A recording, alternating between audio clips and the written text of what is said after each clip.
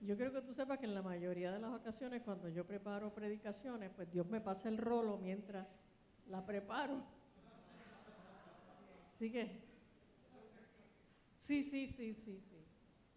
Cuando yo llego a la predicación, pues ya no soy una chuleta. Ya soy carne molida. ¿Ok?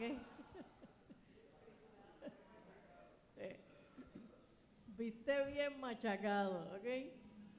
Y bueno, y esta no fue la excepción. Vamos a Romanos 8.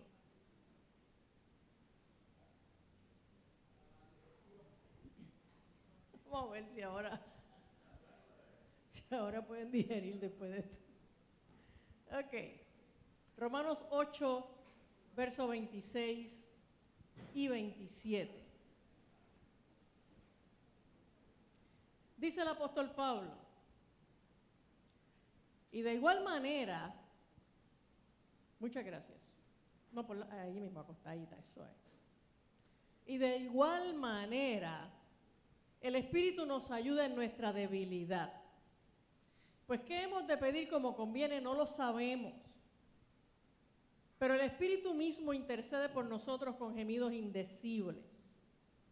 Mas el que escudriña los corazones sabe cuál es la intención del Espíritu, porque conforme a la voluntad de Dios intercede por los santos. Vamos a hablar un poco de lo que el Espíritu Santo hace con nosotros en la oración. Y a mí me llama mucho la atención que el apóstol Pablo, a quien nosotros tradicionalmente reconocemos como la figura más fuerte del Nuevo Testamento, luego de Jesús, por supuesto, la persona más espiritual, la persona que recibió más revelación de Dios, la persona que nos explica el Antiguo Testamento en la figura de Cristo, la persona que vino a constituir el equipo de apóstoles, porque la realidad es que después de Matías, que fue el apóstol que escogieron tirando una peseta para arriba, pues el único otro apóstol que entra en escena es Pablo, ¿ok? Y entonces esta figura tan fuerte y tan relevante del Nuevo Testamento, que nosotros pudiéramos pensar que es esta figura extraordinariamente espiritual, que caminaba sobre las nubes, es una persona que se reconoce como débil, ¿ok?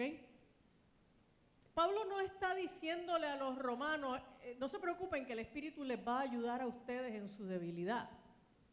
No, Pablo dice, el Espíritu nos ayuda en nuestra debilidad. Él se incluye. Así que Pablo está diciendo, yo soy débil y ustedes también.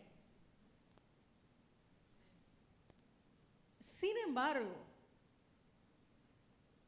nuestra iglesia contemporánea está acostumbrada a estos discursos grandilocuentes, con estas narrativas de grandiosidad, de, tú sabes, esta oración poderosa y ese culto glorioso y esa, tú sabes, sí.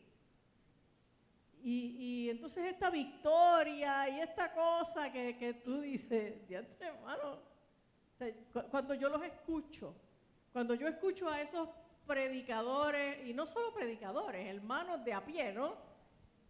Que viven en esa grandiosidad espiritual, yo me siento tan chiquitita. Sí. Dios les habla todos los días. Sí, vamos a empezar por ahí. Dios les habla todos los días. Siempre saben cuál es la voluntad de Dios. Y conocen las profundidades del Evangelio. Y yo me quedo como, diantre, mano, yo llevo 45 años dándole picotazos a la Biblia y todavía yo siento que casi no sé nada. Y yo no sé cuántos de ustedes le pasa. Para mí estudiar la Biblia no es un issue muy grande. A mí me gusta leer, a mí me gusta estudiar. Pero para mí la oración siempre ha sido una lucha, siempre ha sido una complicación. Y la oración para mí fue probablemente el área de mi vida espiritual que más frustraciones me ha provocado. Porque por mucho tiempo yo tuve una imagen de la oración, tal vez pues la recibía de estos hermanitos que siempre están enchufados con Dios y tú sabes. Y que yo sentía que de verdad yo nunca llegaba a algo que yo entendía que era un estándar mínimo. Y mi vida de oración me frustraba. ¿Ok? Y poco a poco yo fui entendiendo que la razón por la que mi vida de oración me frustraba era porque mi gran pecado siempre ha sido, no ha sido la lengua, ¿ok? Ese es el segundo. Mi gran pecado siempre ha sido mi sentido de autosuficiencia. ¿Ok? En mi pueblo dicen que mujer soltera no espera por nadie.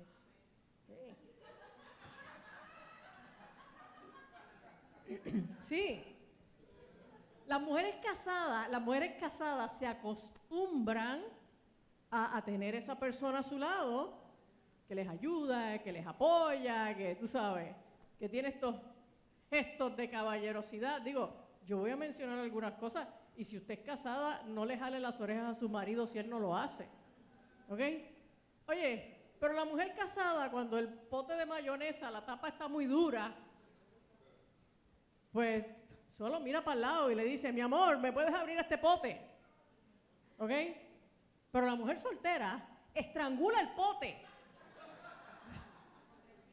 Porque o lo abres, y si no lo abres, la ensalada de papas se quedó a mitad. Porque ¿a quién vas a llamar? ¿Ok? Entonces, sí.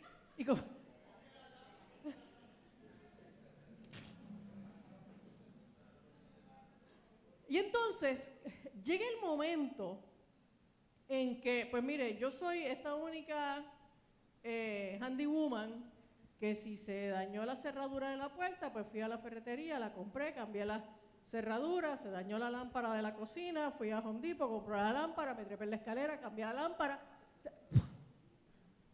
Yo resuelvo, yo no espero por nadie. Se me mete una culebra pitón reticulada en el patio y yo las cojo. Porque usted no esperará que yo llame a recursos naturales. ¿Para qué? Sí, Gongo dice que llame y que a recursos naturales. Exacto. Mira, espérate ahí, hoy es viernes y yo voy a llamar a recursos naturales y hasta el lunes no van a coger el teléfono. ¿Ok? Así que, pues la vida me llevó a desarrollar autosuficiencia. Yo tengo que hacerlo. No puedo esperar por nadie, ¿ok? Y si contrato a alguien, me cobran tan caro que es mejor aprender a hacerlo.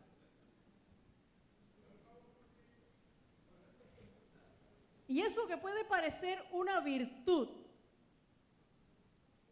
termina convirtiéndose en un tropiezo, en un talón de Aquiles en tu vida espiritual. Porque cada vez que tienes un problema, le metes mano a resolverlo y lo último que se te ocurre es orar. Después cuando se te tranca el bolo, dice, mano, vamos a hacer una oración. Vamos a hacer una oración, ¿ok? Y yo reconozco que en mi vida espiritual yo he tenido que batallar con mi autosuficiencia. ¿Ok? Y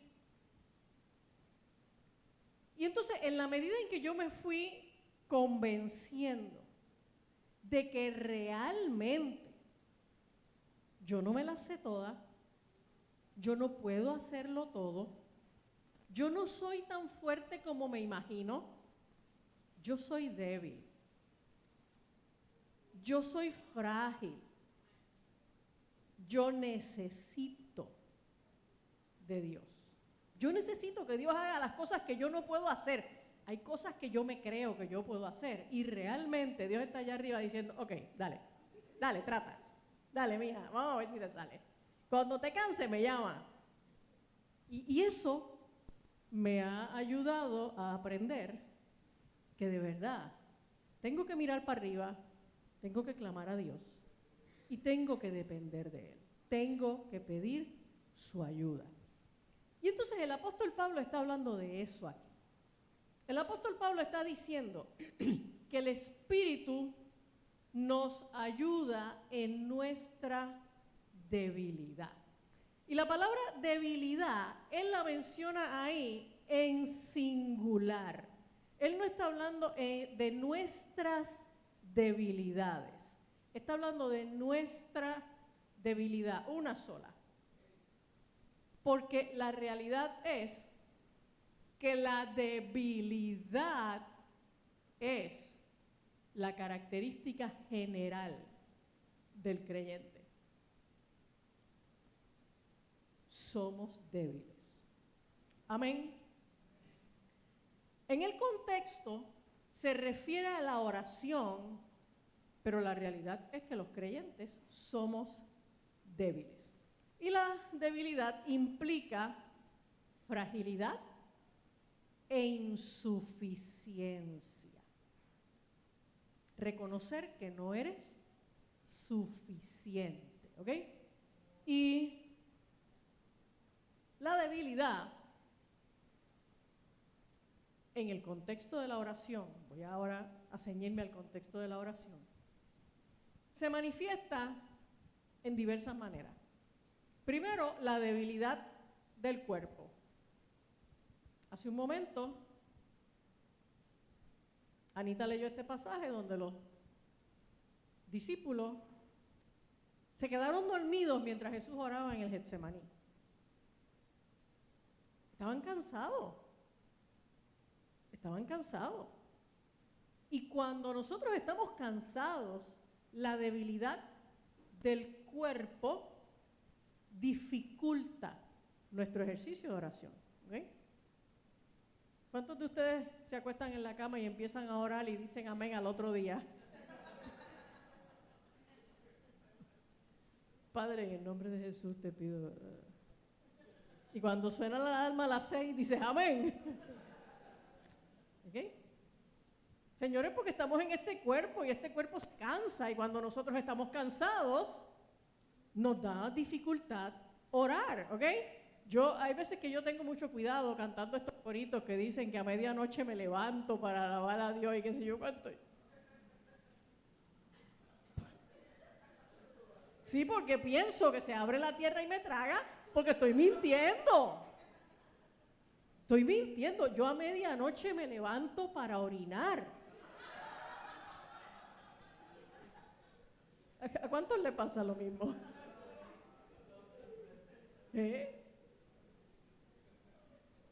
Oiga, levantarse a medianoche, levantarse en la madrugada a ponerse a orar, es como escalar el monte Everest descalzo. Hermano, es bien difícil. Yo lo he hecho, no es que no lo haya hecho nunca, yo lo he hecho. Pero son situaciones excepcionales, ¿ok? No es mi hábito, no es mi rutina, no es lo que yo hago cada rato, ¿ok? O sea, usted no se imagine que a las 3 de la mañana yo estoy clamando a Dios, estoy durmiendo, porque mi cuerpo se cansa, ¿ok? Ahorita cuando yo llegué, Norma me preguntó, nena, pero tú no te cansas. Yo me canso, pero lo disimulo, ¿ok? Pero además tenemos debilidad mental. Debilidad mental, cuando nosotros oramos, ¿qué trabajo nos da? Concentrarnos, coger nuestros pensamientos y obligarlos a atender a la oración. No, yo empiezo a orar y de momento me acuerdo que no hice la lista de la compra y tengo que ir al supermercado mañana. Entonces es como que estoy todo el tiempo jalando los pensamientos, no aquí.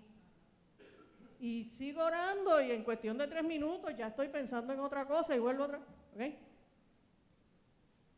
Como mejor me funciona es orar en voz alta, porque entonces así me obligo a ir articulando la oración y en la mayoría de los casos yo oro, cuando oro así de noche, yo oro caminando en casa por el pasillo de lado a lado para no dormirme, ¿ok? Cuando oro por la mañana, pues como estoy descansada, me levanto descansada, pues entonces ahí sí puedo sentarme en la cama o sentarme en el sofá y orar porque acabo de levantarme, estoy descansada, ¿ok? Y yo me levanto alerta. O sea, hay gente que se levanta y no se despiertan hasta 3 horas después, pero yo me levanto alerta. Así que en la mañana se me hace más fácil vencer ese issue de cómo enfoco mis pensamientos en la oración. Pero también tenemos debilidad de la voluntad. Tú sabes que tienes que orar y no lo haces. Tú sabes que tienes que orar y lo dejas para lo último en la lista. Tú sabes que tienes que orar y dices, bueno, déjame ponerme a orar. Ay, espérate, que tengo que echar una tanda de ropa a lavar. Allá fuiste, echaste la tanda de ropa. Ok, ahora voy a orar. Ay, espérate, que no saqué carne del freezer para mañana. Te fuiste y sacaste la carne del freezer. Y entonces siempre hay algo más urgente, siempre hay algo que tiene que ir primero. Y sigues posponiendo la oración.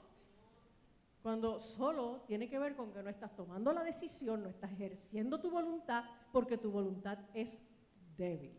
¿Ok? Y por último, la propia debilidad espiritual. Porque estamos vendidos al pecado, somos carnales, amén. Así que nosotros estamos revestidos de debilidad. Y probablemente, y esta es mi opinión, esto no es algo que dice la Biblia, esta es mi opinión, la mayor debilidad es nuestra incapacidad de comprender a Dios, de comprender la voluntad de Dios y de someternos a la voluntad de Dios. Si de verdad nosotros conociéramos a Dios, si de verdad nosotros entendiéramos a Dios, si de verdad nosotros entendiéramos lo que significa la oración y cuál es el privilegio que nosotros tenemos cuando nosotros vamos directamente a la presencia de Dios sin intermediarios, nosotros oraríamos más. Y nuestra oración sería una oración de más calidad. Nosotros sentiríamos mayor satisfacción, mayor provecho de nuestro tiempo de oración. Hay veces que yo siento provecho de mi tiempo de oración y hay veces que siento que solo estuve ahí plantada perdiendo el tiempo delante de Dios. ¿A cuánto les pasa? ¿Okay? Y Pablo era débil. Estos versículos que yo les voy a mencionar son solo algunos, pero cuando nosotros miramos en las cartas de Pablo, Pablo constantemente hace alusión a la debilidad suya. En 1 Corintios, el capítulo 2,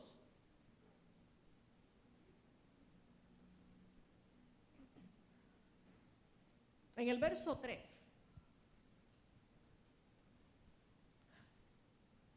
Pablo le dice a los corintios, y estuve entre vosotros con debilidad y mucho temor y temblor. Si usted va a Hechos 18, yo no voy a ir ahora, pero si usted va a Hechos 18, ahí usted va a encontrar el pasaje cuando Pablo estuvo en Corinto y los líos en los que se metió, las amenazas que había contra él. Y Pablo estuvo allí, dice él, con debilidad con temor y temblor. ¿Okay? Y él lo reconoce. Él lo reconoce. Él no se da el guille de que aquí llegué yo y todo el mundo está contra mí y me amenazan y me quieren arrestar y me quieren matar, pero yo soy el bravo. No, Pablo no dice eso. Pablo tuvo miedo y Pablo reconoce que era débil. En 2 de Corintios, en el capítulo 12,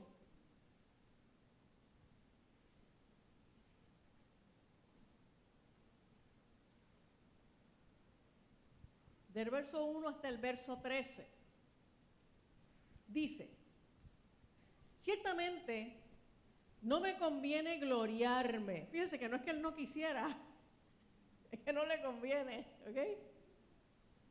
No me conviene gloriarme, pero vendré a las visiones y a las revelaciones del Señor.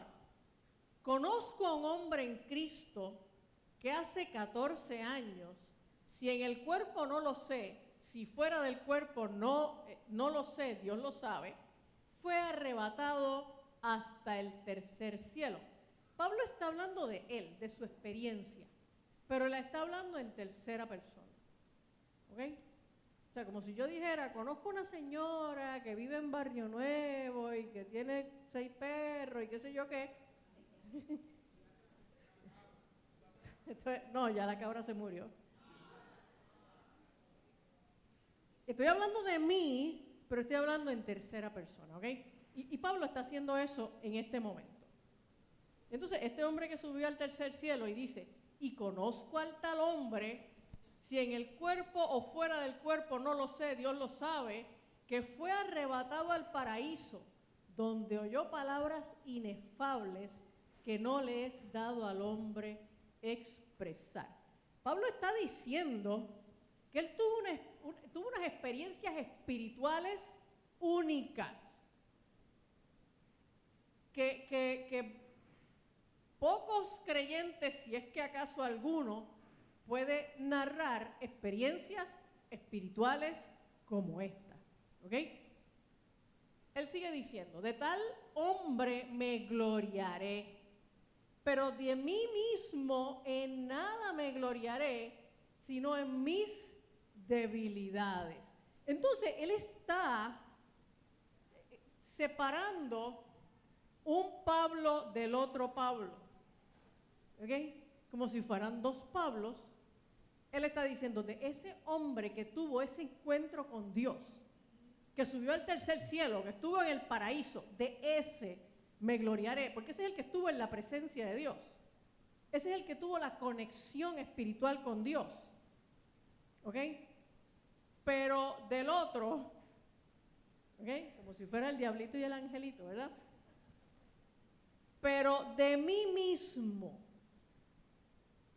en nada me gloriaré, sino en mis debilidades. Entonces fíjate que él, bueno, esta es la misma persona y es el mismo Pablo, el mismo que subió al tercer cielo y el mismo que está todavía en la tierra.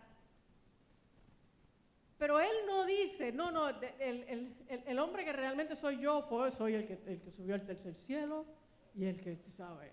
El que tuvo las experiencias espirituales, el que no me puedes tocar porque te electrocutas, ¿ok? No. El Pablo que él reconoce que genuinamente es en ese momento, es el débil. Es el débil. Imagínense, Pablo fue al tercer cielo y viró para atrás. Yo que no he ido ni a Culebra. Sí, entonces, oiga, la iglesia ha adoptado un guille de espiritualidad y de poder, ¿okay? Que es falso, hermanos. Es falso. ¿Ok?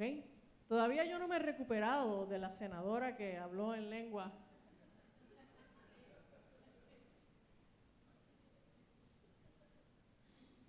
Porque fue un arrebato de arrogancia. porque ella estaba hablando allí en el hemiciclo y nadie le estaba haciendo caso. Y de pronto, cuando ella se dio cuenta de que nadie le estaba haciendo caso, no le estaba haciendo caso porque probablemente lo que estaba hablando pues no era del interés de nadie. Dio un manoplazo. Empezó a darles un regaño como si fueran nenes chiquitos, ¿ok?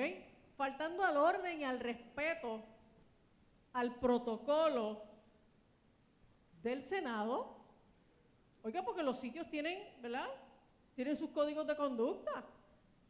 Y tú tienes que tener respeto por esa gente. Esa gente no son ni tus feligreses, ni tus hijos, ni tus nietos. Estos son adultos, son senadores que están en el mismo nivel que tú. Y ahí ella empieza a regañarlos. Y se atribuye la autoridad para hacerlo. Y dice que no es, que quien estaba hablando allí era el señor Rika Ramajanda.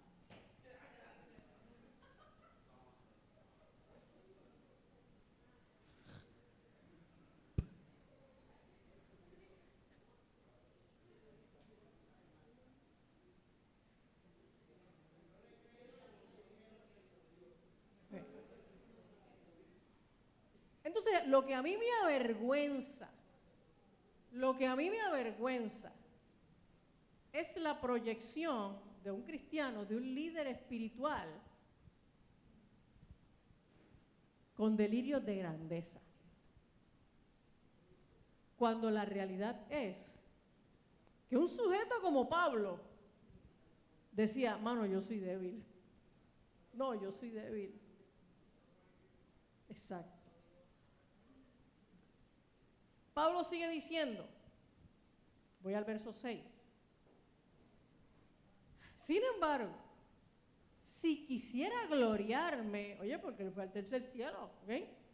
Si quisiera gloriarme, no sería insensato, porque diría la verdad. Pero es que hay veces que el decir la verdad nos puede poner a nosotros en una situación de jactancia, ¿ok?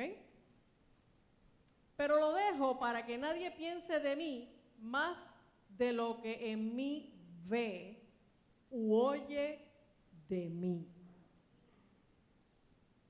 Él no habla de esas experiencias sobrenaturales que él tuvo con el Señor para que nadie piense que Él es grandioso. ¿Ok? Para que la gente piense de Él lo que ven de Él. ¿Qué era lo que veían de Él? Un chaparrito insignificante. Pablo era pequeño. ¿Ok? Sí, la gente chiquita tiene posibilidades. ¿Ok? Verso 7. Y para que la grandeza de las revelaciones no me exaltase desmedidamente, o sea, para que no se me trepe el guille, me fue dado un aguijón en mi carne, un mensajero de Satanás que me abofetee para que no me enaltezca sobremanera, respecto del cual 3 veces he rogado al Señor que lo quite de mí y me ha dicho no.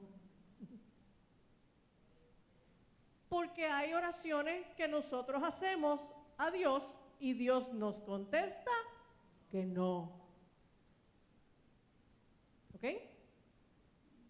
Dios lo que le dijo fue, bástate mi gracia. Bástate en mi gracia y brega con eso. Porque mi poder se perfecciona en la debilidad. Entonces, la clave de la manifestación perfecta del poder de Dios en nuestras vidas no es en medio de nuestra grandiosidad, es en medio de nuestra debilidad. Por tanto, de buena gana me gloriaré más bien en mis debilidades, para que repose sobre mí el poder de Cristo. Por lo cual, por amor a Cristo, me gozo en las debilidades. O sea, no solamente se resigna, llega el momento en que se goza. ¿Ok? Me gozo en las debilidades, en afrentas, en necesidades, en persecuciones, en angustia, porque cuando soy débil, entonces soy fuerte. Me he hecho un necio al gloriarme. Vosotros me obligasteis a ello, pues yo debía ser alabado por vosotros, porque en nada he sido menos que aquellos grandes apóstoles, aunque nada soy. Pablo está defendiendo su apostolado.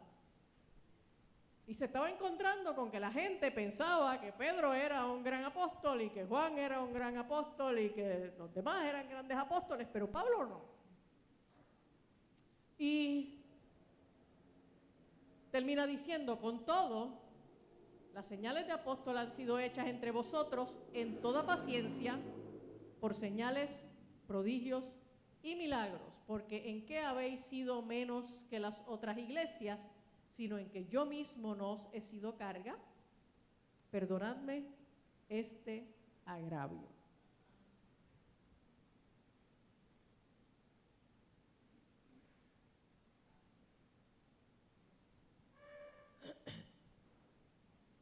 Ahí mismo en el capítulo 13, el verso 4 y el verso 9.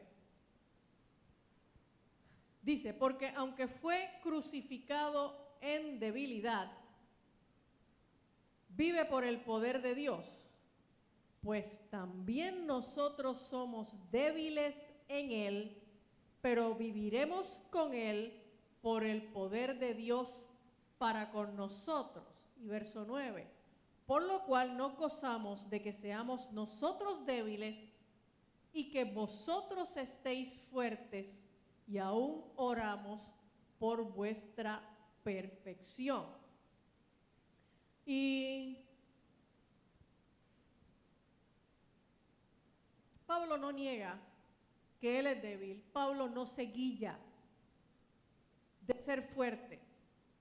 Pablo no se gloría en lo que pueden ser sus habilidades, sus capacidades, sus destrezas, sus virtudes. Pablo solamente pone la mirada en lo que es su debilidad, porque él entiende que cuando entonces nosotros somos débiles, eso nos obliga a la dependencia del Señor. Y entonces, vuelvo a Romanos, donde habíamos empezado en Romanos 8.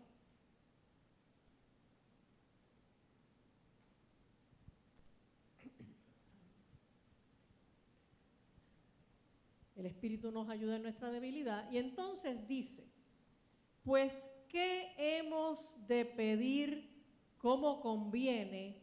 No lo sabemos.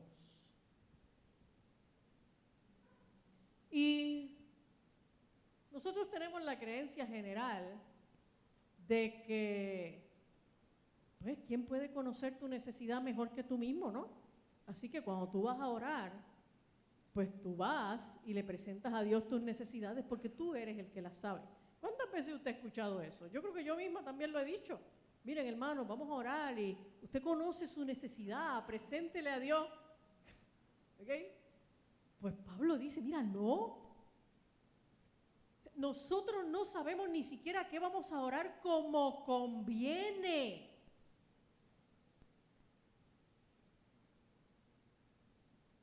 Yo pienso que nosotros muchas veces estamos tan ignorantes de la Biblia, tan ignorantes de quién es Dios y tan ignorantes de quiénes somos nosotros, ¿okay?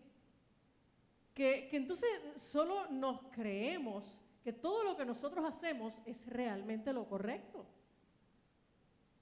Y nos arrodillamos a orar y empezamos a ametrallarle a Dios unas oraciones que probablemente nosotros ni siquiera estamos orando de manera correcta. Exacto, y le sacamos una lista a Dios. Mira, Señor, te pido por esto, te pido esto, te pido. Y Pablo dice que nosotros no sabemos ni siquiera qué nos conviene orar. No sabemos ni siquiera qué nos conviene orar. ¿Cuántas veces usted ha ido por pura disciplina al momento de oración y usted no sabe ni qué decir? No sabes qué decir.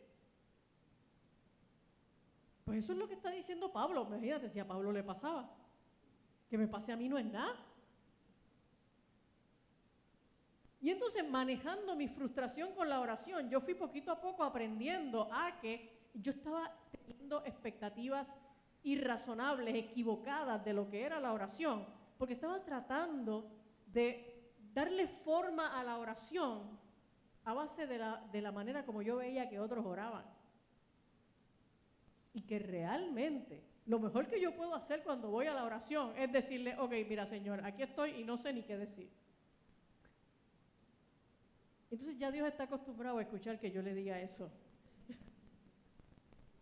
Sí, mira, Señor, ¿sabes qué? En verdad, estoy aquí porque te necesito, pero yo no sé ni qué te voy a decir. Aquí estoy.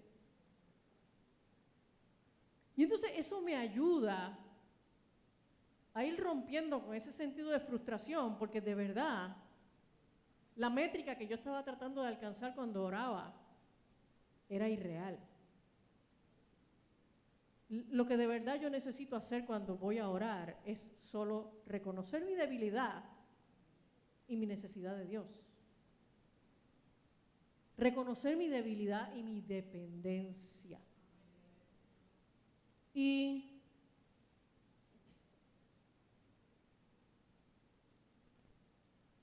cuando nosotros vemos en Efesios, capítulo 3, versos del 14 al 21,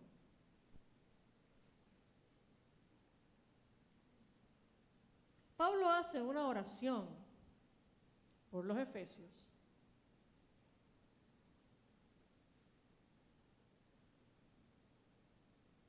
Y en esa oración realmente lo que Pablo le está pidiendo a Dios para los efesios es que puedan conocer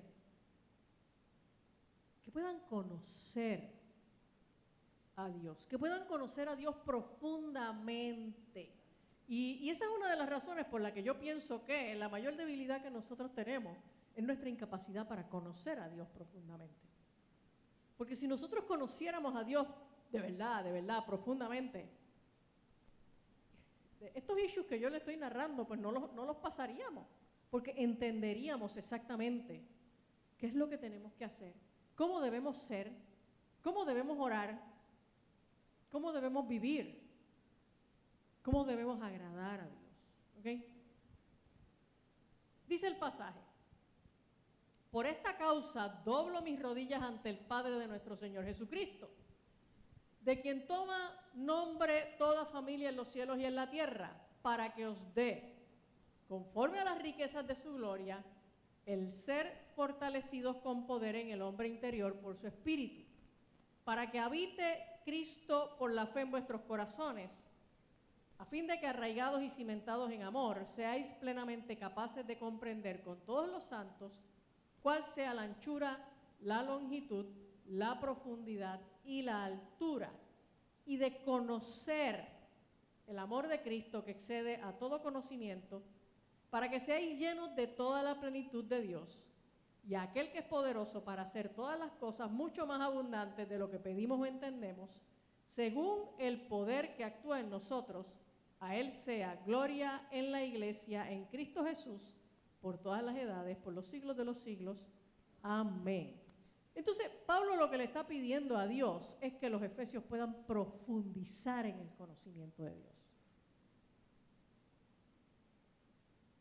Y volvemos a Romanos.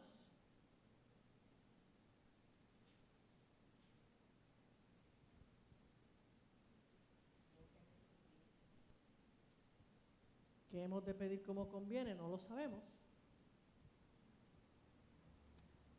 Pero el Espíritu mismo intercede por nosotros con gemidos indecibles. El Espíritu Santo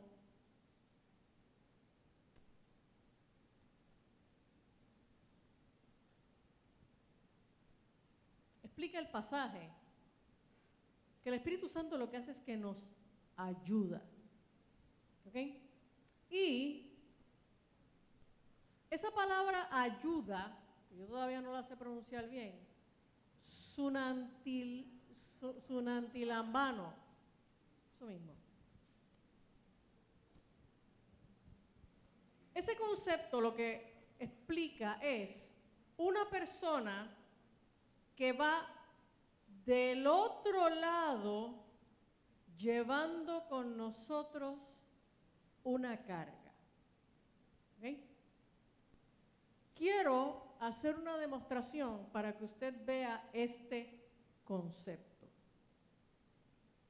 Necesito 2 ayudantes. Vente, Alexia. Sí, vente. ¿Tú también? Ok, Yari. ¿Puedes coger esa mesa desde ese extremo y levantarla?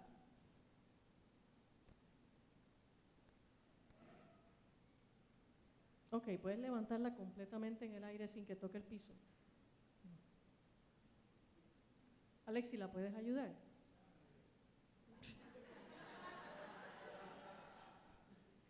Ok. La mesa ahora pesa menos.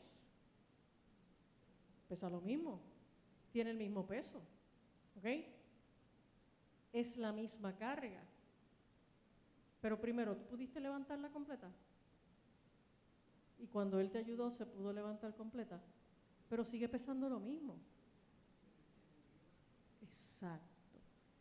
La carga no cambia. Lo que cambia es que alguien ayuda a llevarla. Muchas gracias. ¿Pueden bajar la mesa? Un aplauso a los modelos, por favor.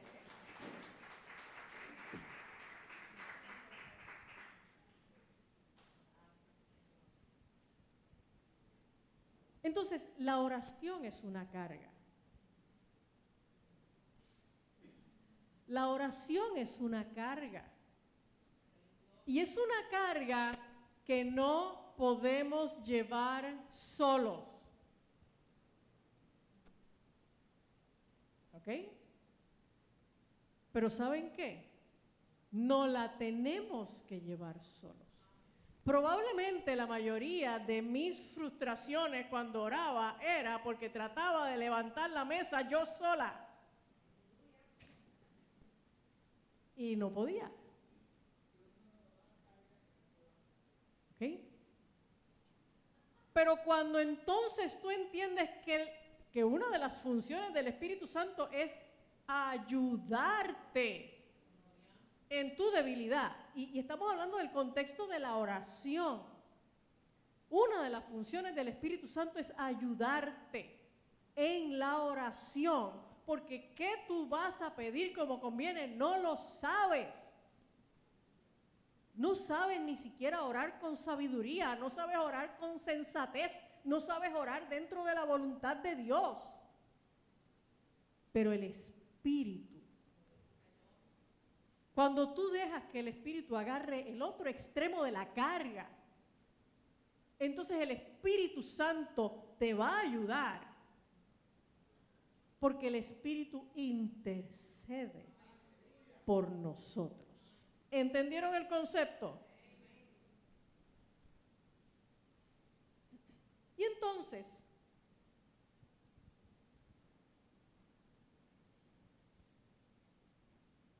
esa tarea de oración que es demasiado pesada para un creyente solo, oiga, es más fácil orar con hermanos en Cristo que orar solo en la casa. ¿Ok? Y yo siempre le he dicho, miren, a los hermanos que no vienen al culto de oración, no me venga con el cuento de que usted ora en la casa. Sí. Porque, oye, que siempre quieres hacerlo the hard way, ¿ok? En la manera más difícil. Orar solo es la manera más difícil, ¿ok? Tenemos que orar solos. Pero tenemos que orar también con los hermanos. Y cuando oramos con los hermanos, yo no sé si esto me pasa solamente a mí, pero cuando yo oro con los hermanos en la iglesia, se me hace mucho más fácil que cuando yo oro en casa. ¿Ok? ¿Ok? Y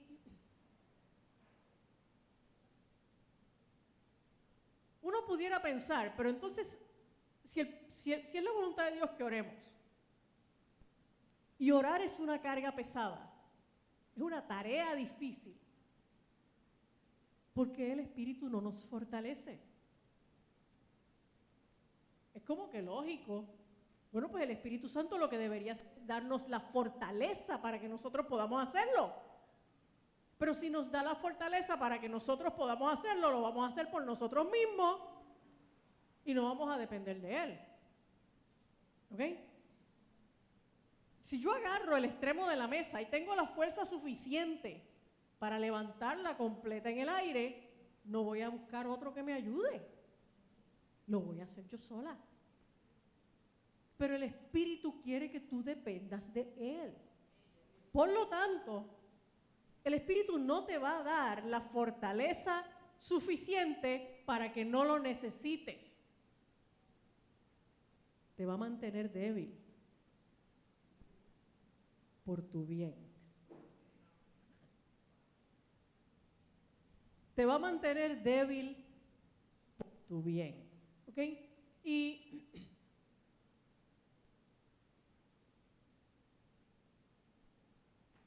entonces ahí entendemos que la oración no es una tarea solitaria. Porque el Espíritu quiere compartir la carga con nosotros. Es que el Espíritu Santo quiere estar en nuestras oraciones, intercediendo por nosotros. Pero es que nosotros queremos agarrar la batuta en la oración y que el Espíritu nos alcance si puede.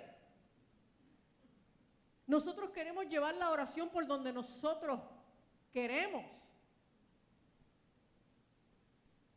Porque si oro en la voluntad de Dios, vaya, estoy orando cosas que no necesariamente quiero.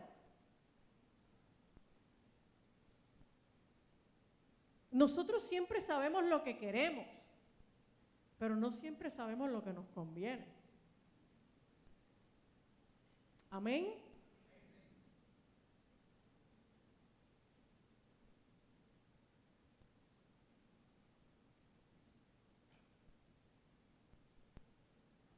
El Espíritu tiene la función de enseñarnos a orar y dirigirnos en la oración. Y esta tarea, dice el pasaje, que el Espíritu la hace gimiendo. Gimiendo. ¿Ok? Y el Espíritu gime por nosotros en nuestros corazones. El Espíritu no nos captura y hace que nosotros seamos autómatas, que no nos podemos escapar de su control. No. El Espíritu lo que hace es que nos enseña y nos dirige y nos pone en la disposición de lo que nos conviene. Nos pone en la dirección de lo que es la voluntad de Dios, aunque esa voluntad de Dios no es lo que nosotros quisiéramos, pero es lo que nos conviene. Amén. Y esta expresión de los gemidos indecibles, básicamente lo que expresa es una expresión profunda del corazón que no se puede expresar con palabras. A eso es a lo que se refiere con indecible, que no se puede decir, que no se puede expresar con palabras. Y, bueno, pues si no se puede expresar con palabras, ¿cómo oro? Pues si yo oro con palabras. Yo oro con palabras, ¿ok? Ustedes también. Pero el Espíritu logra, sin palabras, o en ocasiones con palabras que nosotros desconocemos, ¿ok? Y ahí entra la cosa del don de lengua, logra esa comunicación con Dios. Y Dios es el que escudriña el corazón y conoce todo lo que hay en lo profundo de nuestros corazones. Tanto que a veces nosotros mismos no sabemos qué es lo que hay dentro de nuestros corazones. Y nos engañamos a nosotros mismos. Pero el Espíritu conoce lo que hay en lo profundo de nuestros corazones. Y puede entonces, sin palabras, llevar esa comunicación al trono de Dios.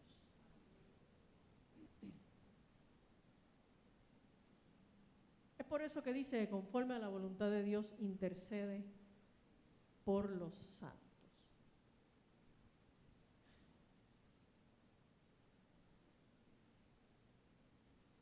Antes de explicar la intercesión del Espíritu Santo, quiero compartirles una experiencia que yo tuve. Yo no suelo tener este tipo de experiencia.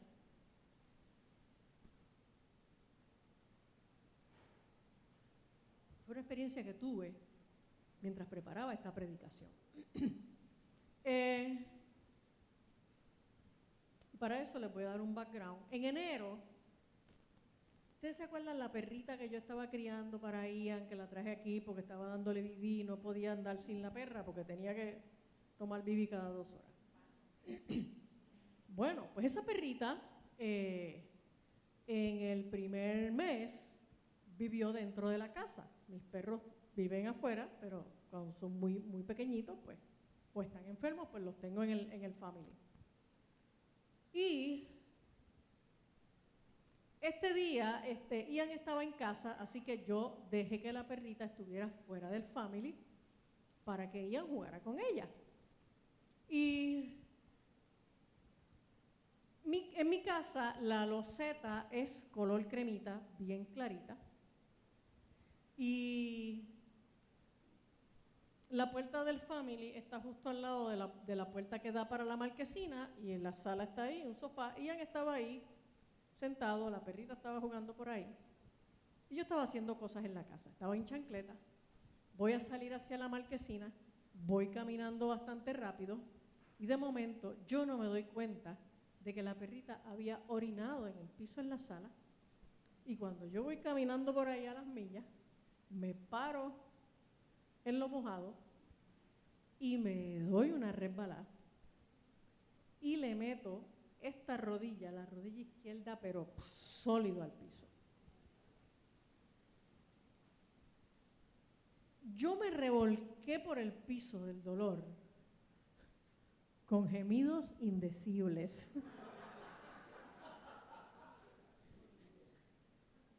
No dije ninguna mala palabra, ¿sabes? Pero Ian hasta se asustó, pues, ya, ¿qué te pasó? Ya, tú estás bien. Y yo, de verdad, el dolor me llegó a la nuca. Y, bueno, por fin me levanté y, bueno, cojeando, pues, seguí haciendo mis cosas. Desde ese momento, yo cada vez que trataba de apoyar la rodilla en el piso, a mí me gusta orar arrodillada,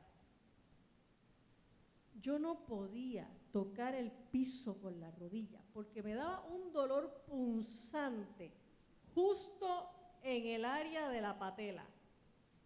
Yo dije, mano, yo me rompí la patela. Pero mal paciente como soy, como yo caminaba bien, porque yo caminaba bien y la rodilla no me dolía. El problema era, si me iba a arrodillar, era un dolor punzante insoportable, que yo no podía tener la rodilla en el piso un segundo. Los meses empezaron a pasar. Yo dije, bueno, pues si algún día me empieza a doler cuando camino o lo que sea, pues iré al ortopeda, me haré una placa, y yo no le voy a dar importancia a eso. Pero los meses empezaron a pasar y yo fui acostumbrándome a que ese dolor estaba ahí, y pues ya yo no oraba arrodillada, pero hay cosas que tú tienes que hacer arrodillada, ¿ok? Porque cuando tienes un pote en la última parte de atrás del gabinete, o cuando tienes que lavar la bañera, pues te tienes que arrodillar. Así que ya yo me había acostumbrado a poner la rodilla derecha en el piso y dejar esta otra en el aire,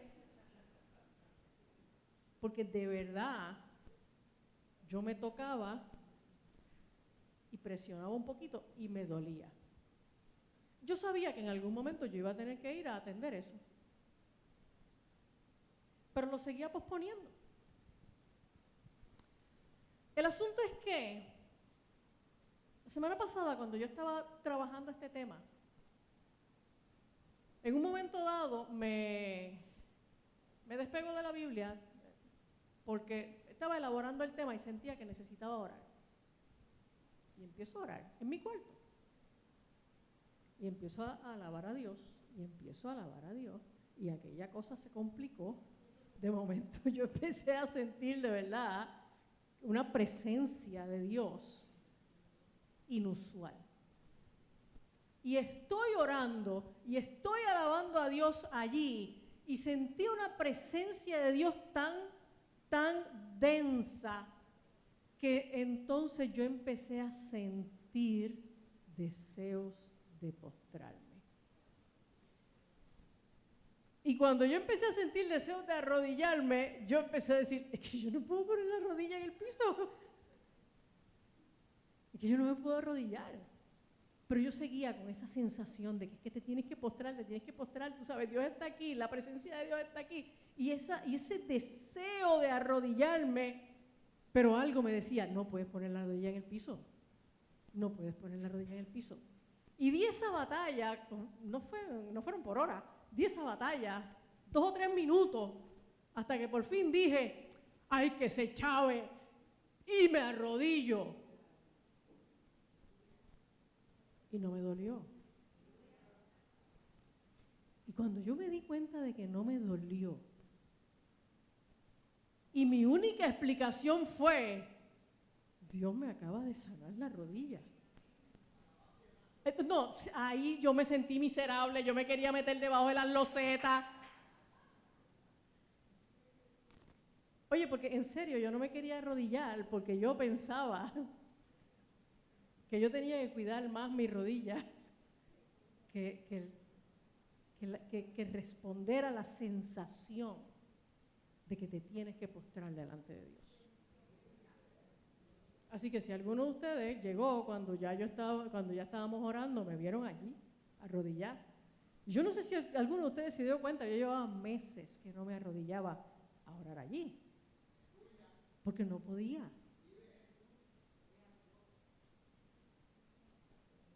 Señores, el Espíritu es el que tiene que estar con nosotros en el momento de la oración. Nos ayuda no solamente a entender a Dios, nos ayuda en toda nuestra debilidad. Nos ayuda en toda nuestra debilidad, para que nosotros podamos estar en la presencia de Dios, para que nosotros podamos pedir como nos conviene. Amén.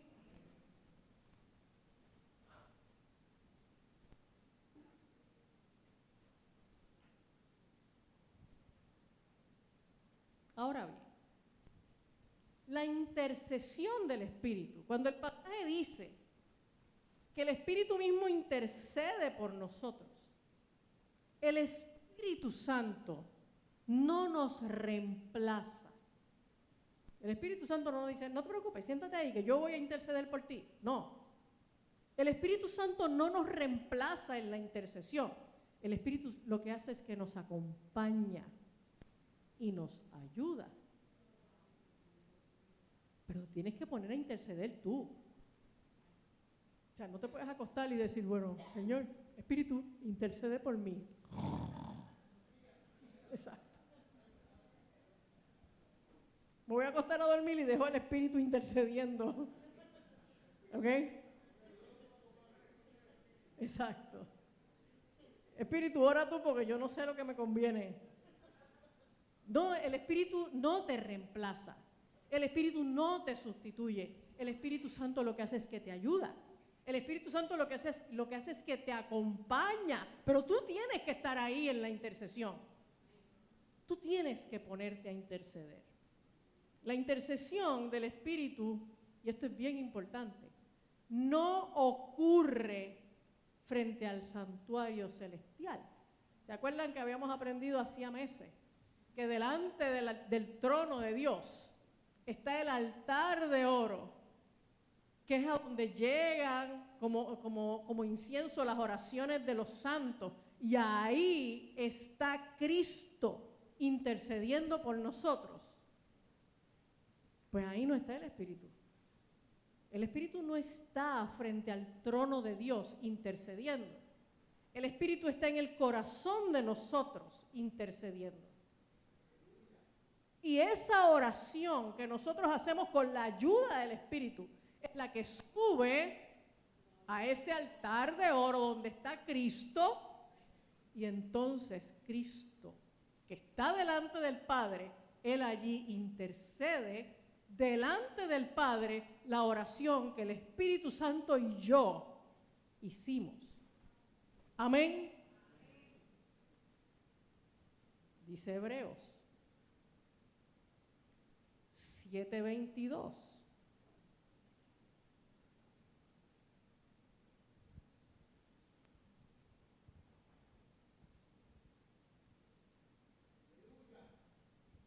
Hasta el 25. Por tanto, Jesús es hecho fiador de un mejor pacto, y los otros sacerdotes llegaron a ser muchos, debido a que por la muerte no podían continuar, mas o sea, Cristo, por cuanto permanece para siempre, tiene un sacerdocio inmutable, por lo cual puede también salvar perpetuamente a los que por él se acercan a Dios, viviendo siempre para interceder por ellos. Cristo es el sacerdote que está delante de la presencia de Dios intercediendo por nosotros. Pero el Espíritu Santo es el que está en nosotros, ayudándonos en nuestra debilidad para que nosotros podamos hacer esa oración que va a subir como incienso al trono de Dios. Amén.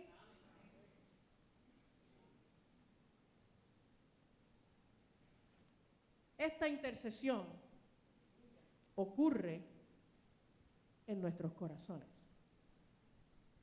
donde el Espíritu habita. Amén. Así que el que intercede por nosotros, intercede en nosotros. ¿Quién vive? A su nombre.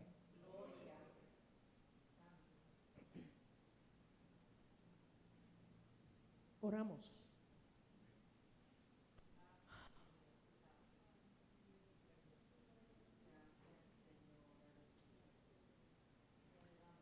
Señor, te damos gracias, Padre. Gracias porque el Espíritu nos ayuda en nuestra debilidad. Señor, y nosotros queremos confesar nuestra debilidad. Somos débiles. Y queremos confesar nuestro pecado de autosuficiencia. Nosotros creemos que podemos hacer todo por nuestra cuenta. Nosotros creemos que sabemos y confiamos tanto en nuestro propio criterio, en lo que entendemos que es nuestra sabiduría, y no nos damos cuenta de que somos débiles y de que somos insuficientes. Y no nos damos cuenta, Señor, hasta que por fin chocamos con la frustración de vidas de oración raquíticas, donde no nos sentimos satisfechos, donde sentimos, Padre Santo, que nuestra oración es solo una batalla contra nuestra carne y contra nuestros pensamientos, donde salimos del lugar de la oración tan vacíos como cuando entramos. Porque no nos damos cuenta, Señor, de que el momento de la oración No es un momento para hacerte largas listas de peticiones. El momento de la oración es el momento en donde conectamos con el Espíritu Santo que mora en nosotros y le pedimos que vaya del otro lado ayudándonos con la carga. Señor, ayúdanos a entender que no podemos orar si primeramente no le hemos permitido al Espíritu Santo que tome la dirección de nuestras oraciones. Padre, nosotros queremos aprender a orar. Queremos aprender a orar en el Espíritu y con el Espíritu.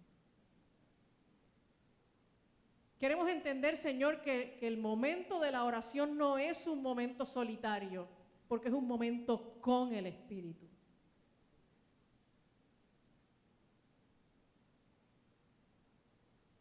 Señor, permite que nosotros podamos despojarnos de todas las ideas preconcebidas, Señor, que hemos traído de la cultura de las iglesias o de las malas interpretaciones bíblicas, todas esas ideas equivocadas que tenemos acerca de la oración y del Espíritu Santo. Y que podamos ir con sencillez delante de ti en la oración y decirte, mira, Señor, aquí estoy, soy débil y no sé ni siquiera cómo orar. Y no sé ni siquiera qué pedirte como conviene, pero le voy a dar el espacio al Espíritu Santo para que interceda por mí, para que el Espíritu Santo interceda en tu voluntad. Señor, y de esa manera vamos a poder profundizar en momentos de oración satisfactorios, que nos den crecimiento espiritual, que nos ayuden a conectar contigo de verdad.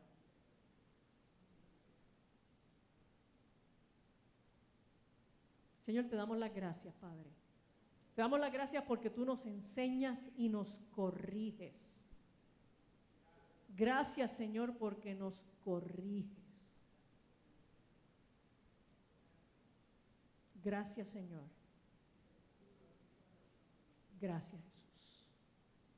Amén. ¿A qué no saben qué vamos a hacer ahora?